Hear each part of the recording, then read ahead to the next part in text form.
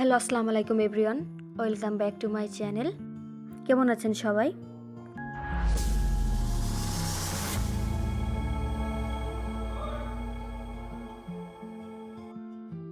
এখানে আমি কচু শাক কেটে ধুয়ে পরিষ্কার করে নিয়েছি এবং ইলিশ মাছের টানা নিয়ে নিয়েছি, ফুল্লো যার ভাষায় যেটা বলে। এবার আমি এখানে কচু শাকটা সেদ্ধ বসিয়ে নুন হলুদ দিয়ে কিন্তু সেদ্ধ করে নিচ্ছি। এখানে আমি একটু পানি দিইনি, এভাবেই আমি একেবারে লো আছে ঢেকে ঢেকে একেবারে দেখুন সেদ্ধ করে নিয়েছি। এ পর্যায়ে একটু চামচ দিয়ে ঘুটে নিচ্ছি যাতে করে একেবারে মিহিন হয়ে যায়। এভাবে ডলে ডলে নেবেন, তাহলে যতটুকু যদি আস্থা থাকে সেগুলো একেবারে গলে যাবে। কারণ এখানে আমরা যেহেতু পানি ইউজ করি না, সেহেতু একটু হালকা শক্ত থাকতে পারে, সেটুকু আমরা চামচ দিয়ে ঘুটে নিব, তাহলে একেবারে মিহিন হয়ে যাবে।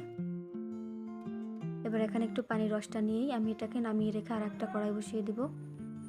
কড়াইটা বসিয়ে দিয়েই এখানে আমি পরিমাণ মতন সয়াবিন তেল দিচ্ছি। তেলটা গরম হলেই এখানে আমি মাছের গালচাগুলো কিন্তু দেখিয়ে দিলাম আবারও। তেলটাও কিন্তু গরম হয়ে গেছে। এর মধ্যেই এখানে আমি পেঁয়াজ কুচি, রসুন কুচি দিয়ে সুন্দর করে ভেজে নিব। 3টা শুকনা মরিচ দিয়েছি। শুকনা মরিচের এই ফ্লেভারটা কিন্তু অনেক বেশি ভালো লাগে, এই কারণে আমি শুকনা মরিচটা দিই ফোড়ন হিসেবে।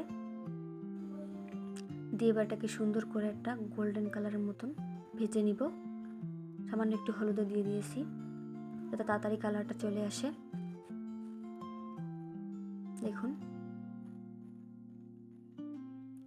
এটা কিন্তু একটু সময় লাগবে কালার হতে। এবার কিন্তু অনেকটাই হয়ে গেছে। এখানে আমি মাছের ওই ফুল্লো বা গালচাগুলো দিয়ে সুন্দর করে নেড়ে চেড়ে হালকা একটু রান্না করে বা ভেজে নিব, যাতে করে ইলিশ মাছের পারফেক্ট ঘ্রাণটা চলে আসে।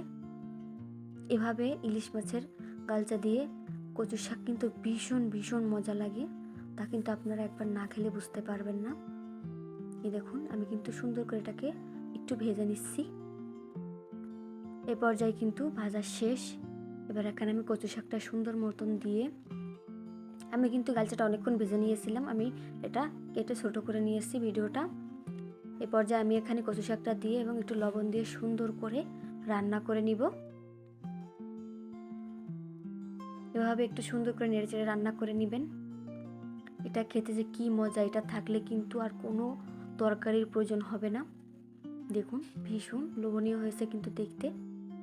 এটা থাকলে কিন্তু আর কোনো তরকারির প্রয়োজন হবে না, 1 প্লেট ভাত অনায়াসেই খেলে ফেলতে পারবেন।